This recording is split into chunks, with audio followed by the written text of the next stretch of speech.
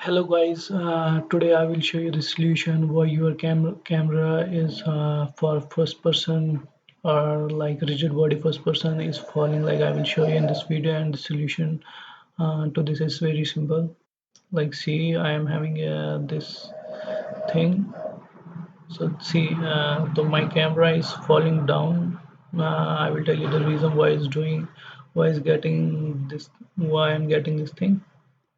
So you just have to stop it. Why this happened? Because my camera, which is at position 1 1 and 1, maybe my floor thickness is very much, so is under the floor, so it's falling because it's not getting in contact with any rigid body. So what I have to, I will just change the values to any to make it on the ground, then I will play it. So I hope this will fix it. Yeah, see, th this got fixed. Decision. It's your life.